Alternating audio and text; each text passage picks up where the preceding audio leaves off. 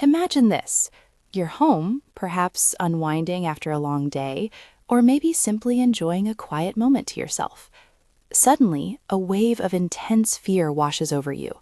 Your heart races, your breath catches, and a profound sense of dread, of losing control, begins to take hold.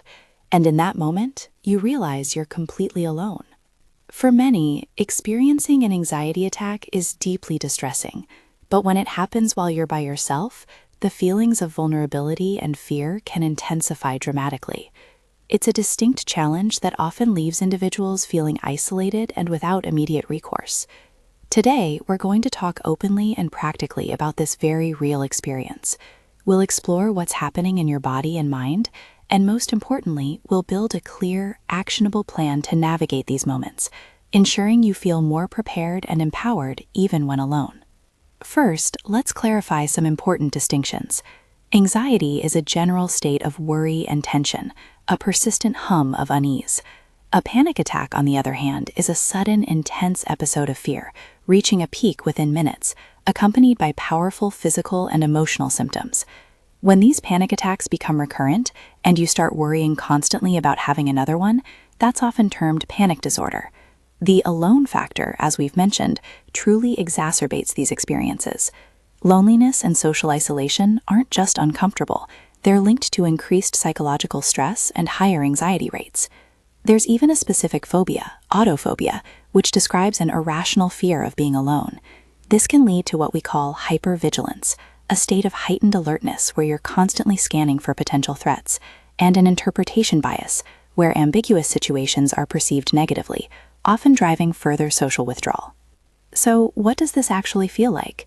Symptoms of severe anxiety or a panic attack manifest profoundly, both physically and mentally. While general anxiety might leave you with persistent physical tension, muscle aches, or a knot in your stomach, a panic attack brings an acute, intense cascade of physical signs. We're talking about a racing or pounding heart, profuse sweating, trembling or shaking, a sudden shortness of breath or feeling of being smothered, dizziness, lightheadedness, nausea, and even chest pains that can be mistaken for a heart attack.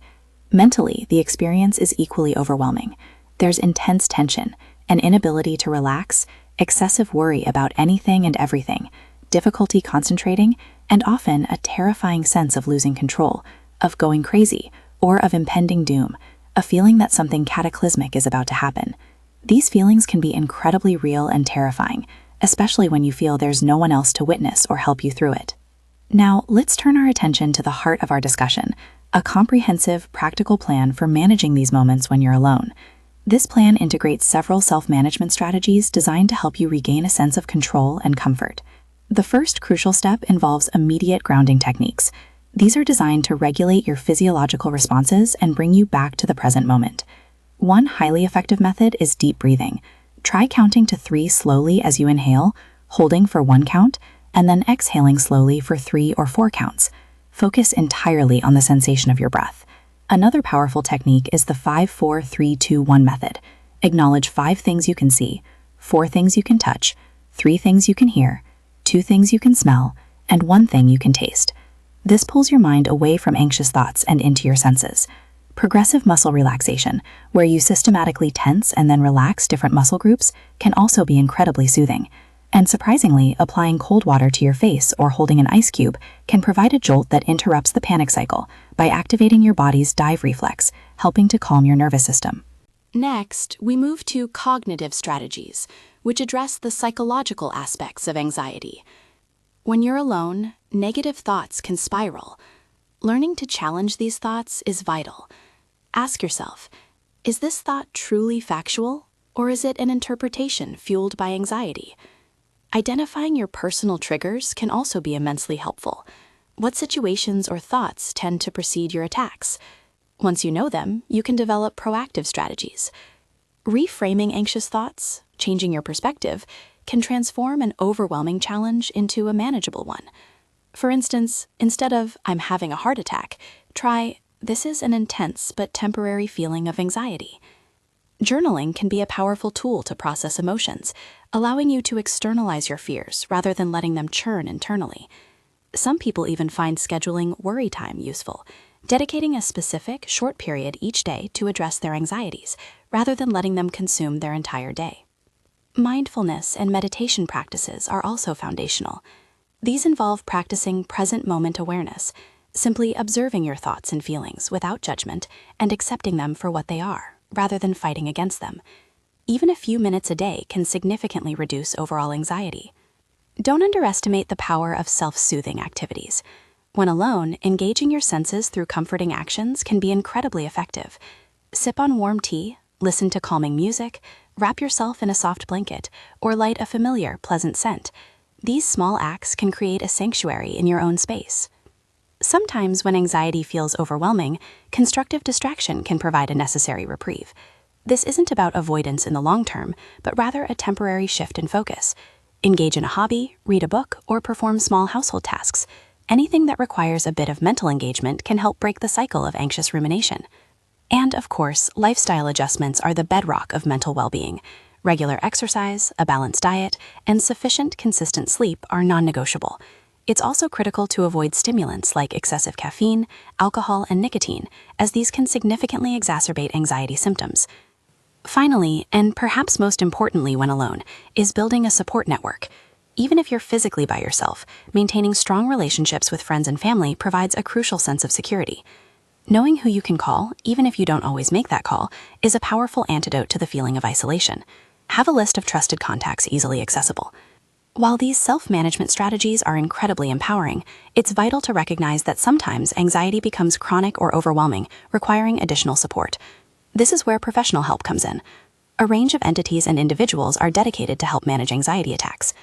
Mental health professionals like psychologists, therapists, counselors, and psychiatrists provide diagnosis, evidence-based therapies such as cognitive behavioral therapy, or CBT, and medication management if needed. Experts like Kimberly Quinlan, LMFT, are renowned for their work in CBT for anxiety and panic. Healthcare providers and platforms like the Cleveland Clinic or the National Institute of Mental Health offer comprehensive information. Organizations like Mind in the UK, Beyond Blue in Australia, and the Anxiety and Depression Association of America, or ADDA, offer extensive resources, support communities, and confidential crisis support lines. Knowing these resources exist is a step toward not feeling so alone. It's also important to address some common discussions and even misconceptions surrounding anxiety management. One key debate centers on the efficacy of self-help versus professional intervention. While self-help techniques are incredibly beneficial, especially for mild anxiety, experts strongly emphasize that chronic or overwhelming anxiety often requires the structured, personalized support of professional therapy. Coping skills are seen as complementing, not always replacing, professional treatment. There are also myths about coping that can hinder progress. Many believe that coping skills should instantly eliminate anxiety, or that slow progress signifies failure. Neither is true. Professionals stress that anxiety is common, and coping is a gradual learning process. It's about developing resilience, not eradication. The role and risks of medication are another important topic. Medications like beta blockers, SSRIs, and benzodiazepines can manage symptoms, but they are often most effective when combined with therapy. Benzodiazepines in particular carry a risk of dependence and are generally recommended for short-term crisis use, prompting caution and careful management by a healthcare professional. Consider the tension between avoidance and exposure therapy.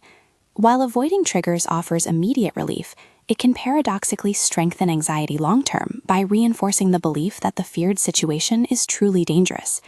Exposure therapy, a key component of CBT, advocates for gradual, controlled exposure to feared situations to build resilience and demonstrate that your fears are often unfounded.